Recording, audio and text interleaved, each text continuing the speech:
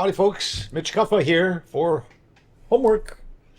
I'm the guy that inspects houses and has built houses and been in this business for a long time, and inspected a lot of houses in the last 20 years, and we keep finding stuff. We talked in the past about cleanliness, and that session there we talked about basically the cleanliness on the exterior of the house. And time runs out, but what I want to do this time is talk about cleanliness on the interior of the house. When I say cleanliness, I'm not talking about washing stuff and vacuums. I'm talking about things that people just don't think about, that need cleaning, and are often very impactful.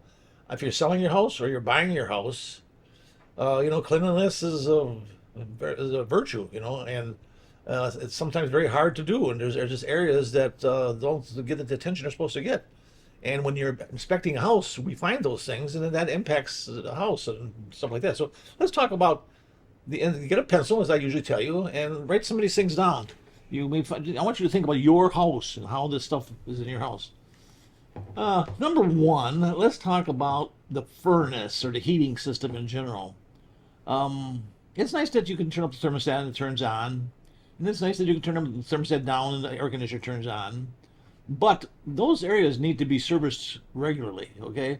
Not necessarily every year, maybe every 2 years, But keep in mind that the life expectancy of a furnace, approximately for a standard efficiency furnace, is around 20 years, okay? But I've seen those furnaces go out in 7 years, and I've seen them go out in 35 years, okay? But the bottom line is that it's got to be kept clean. Filters are ultimately important. I mean, filters keep so much stuff going through the air of your house. I mean, I met this one guy one time. He left his fan on. It took me a while to realize that I couldn't get it to shut off. I couldn't get the fan on the furnace to shut off. So I told him, I said, "There's something wrong with your furnace." He said, "Oh no, I had it wired direct like that. I have the fan runs constantly." He says, "I run it constantly because it keeps he's got some sort of allergies and stuff like that." He says, "It keeps the air clean in the house." And I never thought about that. And this was quite a few 20, 30 years ago maybe. And he's right. He's right, but it doesn't matter if you got a dirty filter, okay? So, change your filter and get your service clean. The other thing that's really interesting is if you have a gas forced air furnace, is your ductwork. I mean, if you've seen some of the things we've found inside of ductwork, it's incredible. You need to get your ductwork cleaned. In my house, again, in my own house, my kids, always had allergies and this kind of stuff. And one year, I decided to get the ductwork cleaned, okay? And professionally. And back then, it's come down in price a lot. It's a lot less expensive than it used to be. And they come with these vacuums and these brushes that go inside there and whirl around and do all this kind of stuff. But after I had it cleaned, my kids' allergies almost disappeared. I was just amazed at the difference. And in general, when we look inside those areas, I found, dead animals. I found drug paraphernalia, weapons, and dirt, of course, and cobwebs and all that, just dirt in general. So think about that. If pull the register off where you can, take a look inside. If you've been living there for 10 years and never had it cleaned, you should get it cleaned professionally, okay? So the furnace and serviced. Electrical. The big thing I find with electrical that's hidden that people don't realize, and this is something I'm not suggesting you do yourself, is electrical and cobwebs don't get along. Cobwebs are considered combustible. Electric can set fires. Okay, so I would say that 1 out of 2, maybe 1 out of 3 electrical panels that we open, take the cover off, and look inside have cobwebs all over the inside of them. I'm not suggesting you clean that out, but you should get a professional to vacuum it out. With a plastic vacuum, not standing in water, preferably. You not standing in water, or whoever. But cobwebs inside of electrical panels are considered a fire hazard. Cobwebs inside of boxes, of a switch box, switch plates, are considered a fire hazard, okay? So you want to keep, and you go down in the basement, a lot of times there's cobwebs all over the ceiling, and there's a light bulb hanging there, okay? You want to clean that up, okay? So electrical in general, I would say the biggest thing with electrical is missing cover plates, which is not really a cleaning scenario, but it's a very important thing that people... I was in this guy's house just recently, who was a licensed electrician. Ready? I would say that half of his electrical cover plates were missing. I mean, the plugs, the switches, and his house was pristine. I mean, this house was pristine.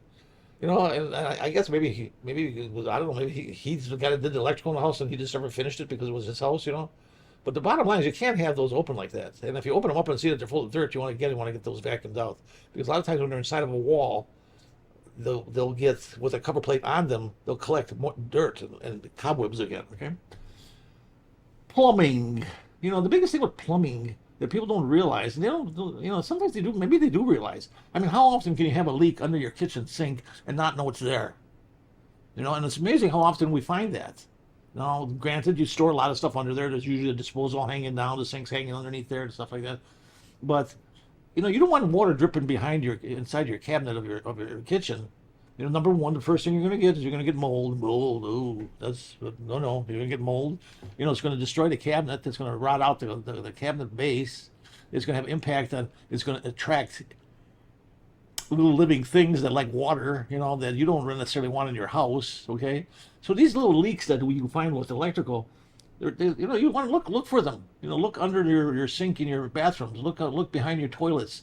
You know, I always when I go in the basement, I always look up underneath underneath the kitchen, look underneath the bathroom because you can tell down there a lot of times if things are leaking. But you can't have them leaking and not clean up after them. You know, I mean, again, you know, you get into mold and different issues like that, and that can be actually hazardous to your health. Right? So leaking, little, and they're tiny leaks. They're tiny leaks. You know, I've stood up one time I'm standing in the basement and I feel a drip hit me in the head. What was that? Was it raining in here? You know, and then another drip. You know, then 5 minutes later another drip hits me. You know, in a little different area. You know, well this guy decided to make some modifications to the system. He wasn't a real plumber, and some of the joints were leaking a little bit. But just then I looked on the floor and you can see there's little spots on the floor that were wet. Okay, that's a no-no. That's a no-no. Okay. Plumbing also, light fixtures. You know, you got to make sure that the plumbing and the light fixtures and the electrical are all separated. You know, you don't want them, like I say, you do not want them connected by debris or cobwebs, because again, don't forget, cobwebs are considered hazardous. I mean, they're considered hazardous. I mean, on our inspection, we have to note them as being a hazardous thing because they get burned. Okay, so we don't want water. You know, water and electrical don't mix. Electrical and cobwebs don't mix. You know, keep it clean. Okay, let's talk about ceramic tile. Jeez, I don't know the last time I seen a ceramic tile job that was actually clean. I mean, like really nicely clean. Okay, you know, it has a tendency to grow mold in the grout joints. Okay, and you need special cleaners for that. You know, that they clean that. You know, a lot of times you can use. I mean, I noticed somebody was using toothpaste to clean their grout joints in the shower. Okay, they were telling me that. You know, I guess so. Clean when your teeth white, makes your teeth white. It can maybe make the grout joints white. But you know, scum. Bathrooms and kitchens are the two dirtiest places in your house. You know, because of activity there, traffic there. It has water there. It has plumbing there. It has electrical there. It has everything. It has heat. You know, so those areas, and they're used a lot. Plus, there's food being chopped up and made into different stews and vegetables, and it's not cleaned up properly. You know, that can create bacteria on your countertops, et cetera, et cetera, et cetera. Okay, so in general, you want to make sure that, you know, back to the ceramic, that your ceramic tiles and your bathrooms and your kitchens are kept clean. You know, those areas always want to look underneath the sink and check it out, and we'll talk more about that. All right, floors in general. You know, when I'm walking through a house and my shoes stick to the floor. This is not good, okay? It means that it's, you know, looks clean. I look at it, it looks clean, but just my shoes stick to the floor. Well, that means that somebody's not mopping the floor properly, okay? Possibly there's pets, you know, again, pets need to be cleaned up after, you know, it depends what they are, you know. If you spill something on the floor, depends what it is. Does it have is it sugar-free or has it got sugar in it? If it's got sugar in it, better clean it properly or it's going to be real sticky to my shoes, okay? But cleaning up floors in general, you know, you should be mopping hardwood floors and cleaning other types of floors, including ceramic. All right. Bathroom. I told bathrooms, kitchen. You know, in kitchens, you know, let's talk about kitchen real quickly. You got countertops.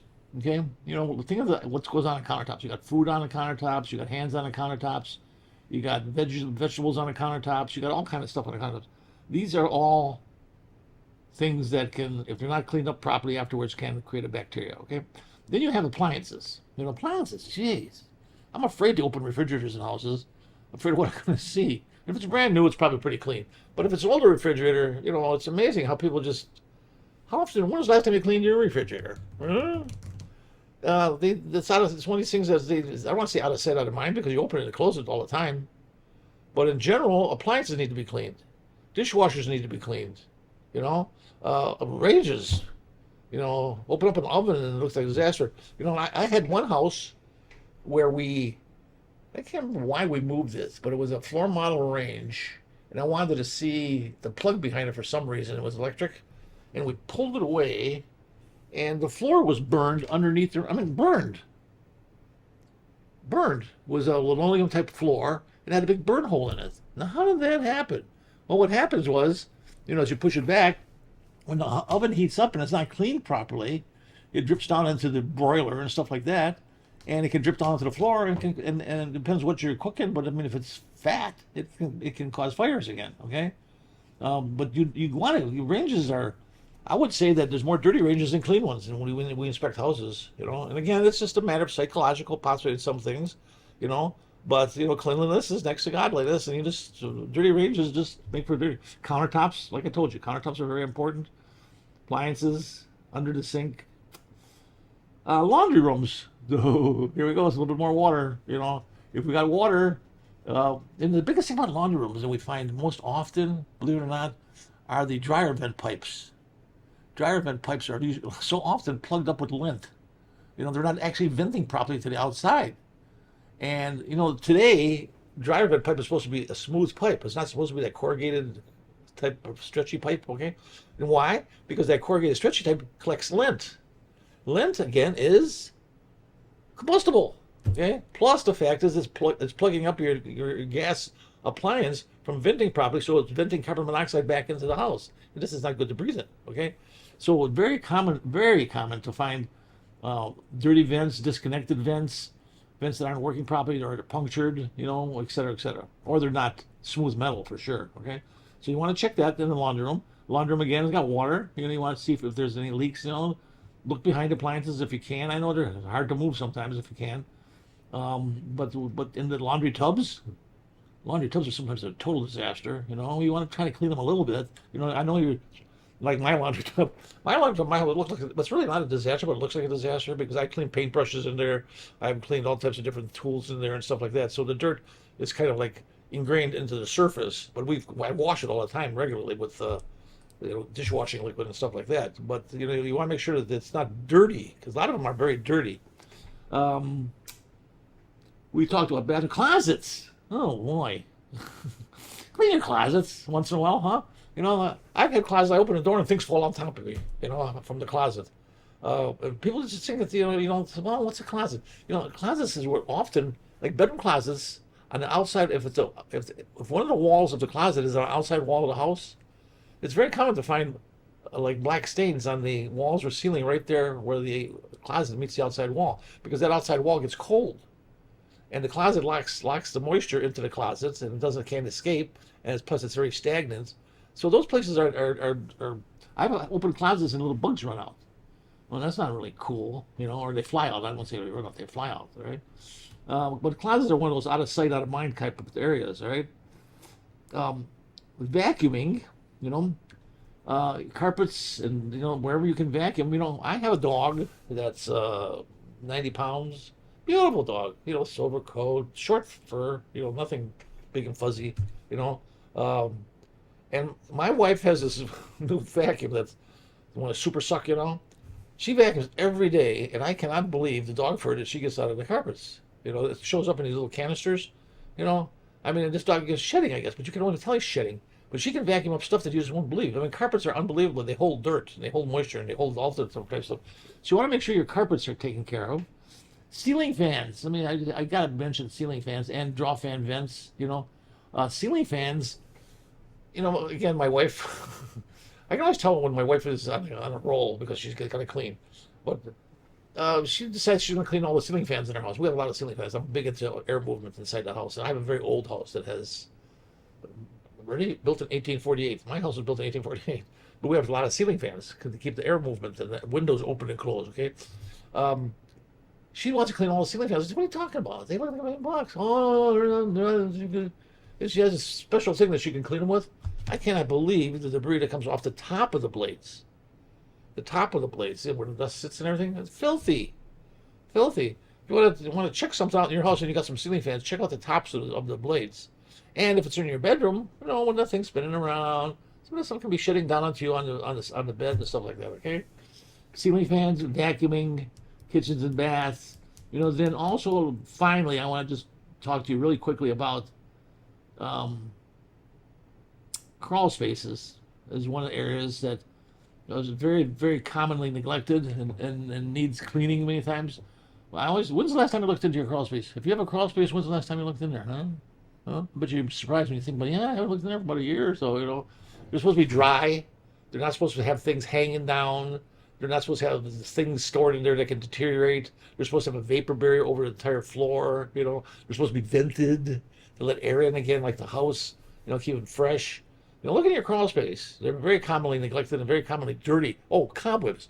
Open the door and there's cobwebs sticking all over the place. Fire hazard, okay? And then we have the attic, the famous attic, okay? And attics are the same thing. And I've told you this before, I'm just giving you $1 million tip here now. Always look at the nails coming through the roof sheathing where the shingles have been attached. If they're rusty, the points of the nails are rusty, you got moisture in that attic. More moisture than you want. If there's a stain around the nails about the size of a quarter or half a dollar, then you got quite a bit of moisture. And if you got some spreading black stains, then you might have some mold up there and things like that, okay? But number one, you always want to look up into your attic, again, because it's not uncommon to find. I had one here not too long ago where the gutters on the outside were not clean at all. And there was little things growing out of them, and they were growing right into the attic. The things that were growing in the gutters got into the attic. And I mean, quite a bit of them, I was just surprised to see plants growing in there. I didn't know they could grow in the dark, But there was plants growing aside from that. There was, then you got moisture. Then you got dirty air. You got to keep the attic fresh again, all right? I've told many people that sometimes they might want to hang a fan up in there, one of these box fans hanging from one of the rafters or something, and keep the air movement in there or something like that, okay? But those are areas that, again, we more often find them dirty and neglected than clean and taken care of, okay? And that's about it. You got the garage. We've talked about that in the past. Firewalls. You don't want they got to be kept clean. If they got painted floors and they're peeling, you don't want lead-based paint concerns. And firewalls can't have holes in them. The first 10 foot inside the garage, no matter what, no matter how dirty it is or anything, you don't want to have a hole in the firewall because statistically most fires start in garages, and then they can burn into the house real quickly. Okay, so that's it. Clean your house, clean the outside. I give you a lot of work. I look at this all the time. But it's very common. Okay, and it's also very important, and in so many cases, it's very, very health and safety concerns. Okay, that's it. I'll talk to you next time. This is Mitch Kuffa. This program was presented to you by Blue Water Healthy Living, sponsored by the Grant Smith Insurance Agency, and produced by GBS Media. See you next time.